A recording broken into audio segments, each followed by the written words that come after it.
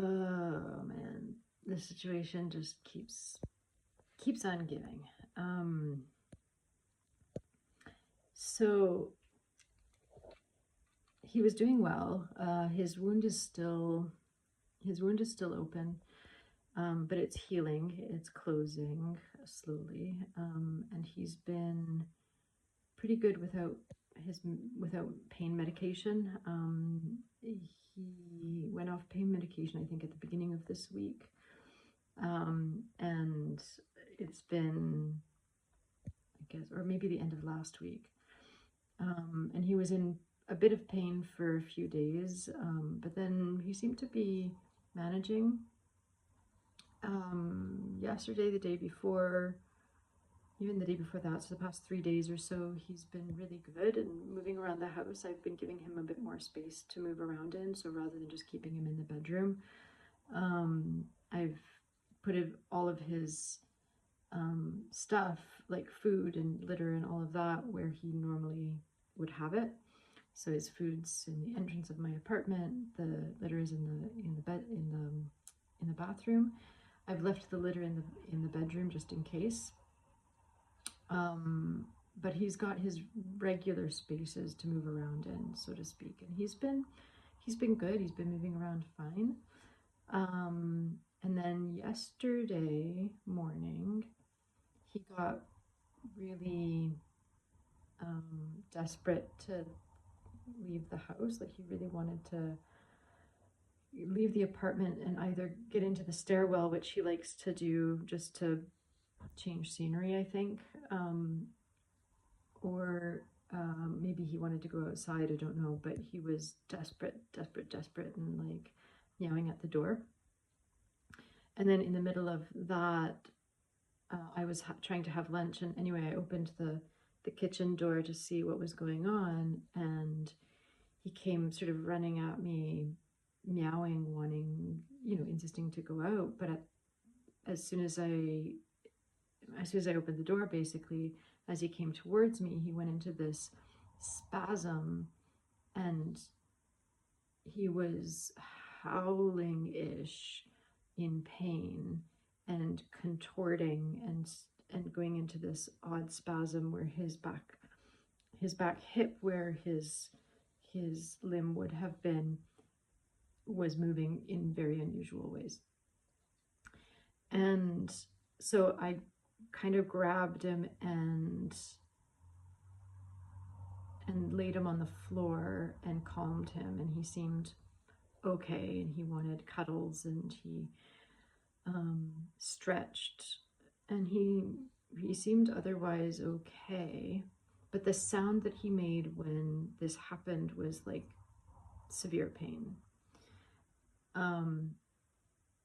So that scared me, but because it didn't happen again, it was the one time that it happened, and it was very brief, I left it. He seemed okay after that. He was moving around okay. And so I mentioned it at our appointment in the evening with the vet yesterday, and she said basically that to keep it under, to keep an eye on it. And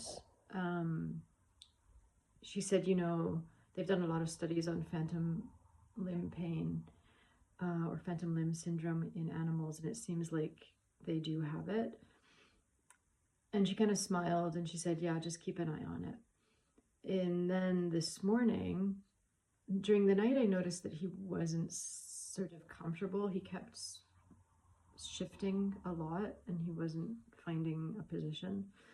And then this morning, when he got up out of bed with me, he was sitting in the bathroom, and actually I think he was even on the way as he was walking towards the bathroom, he had another episode of this sort of spasm and howling. And then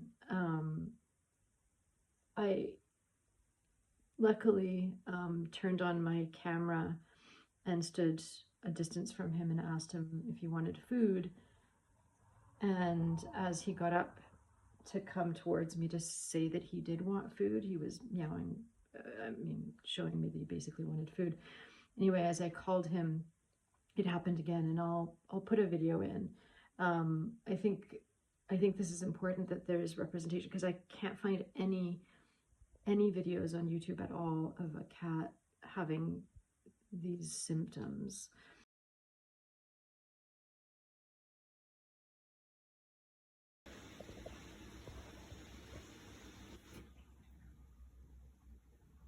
Crunchies?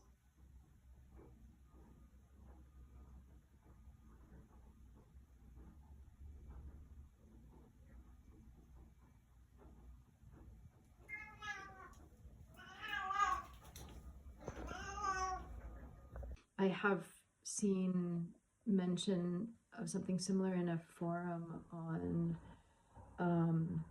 a website called Tripods, for amputee pets. A woman had something similar happen, but it was about after a week. So we're now 3 weeks post-op, or more. I think we're almost 4 weeks of post-op, and still weird things are cropping up. When he's sleeping or when he's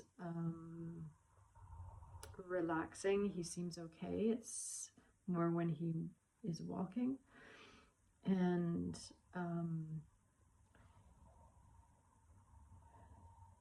I don't know. I'm assuming this is. I'm assuming that they're right, that this is phantom limb syndrome. It was 4 vets that had, or 3 or 4 vets that had a look at the video that I sent them this morning. He had more episodes when he was relaxing and I was near him. I was noticing that he was moving his back limb, the amputated limb, quite a lot. And so I put my hand on his hip and he freaked out. He he started spasming again and howling and hissed at me as if in pain. So yeah, I'm not sure what's going on, if it's pain because he's in pain. I don't think so, but I'm not sure. The other thing that is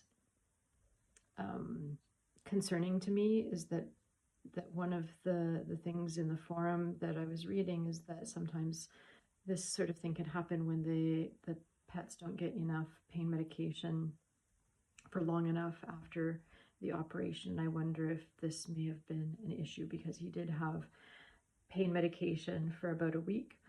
He had 2 different pain meds, and then, but it was only a week, and then he was shaking. He was in quite a lot of pain, and I kept telling the vets this, and they gave him anti-inflammatory meds, but not pain meds, for the weeks after, like for a week after that. And then they took him off all pain meds completely.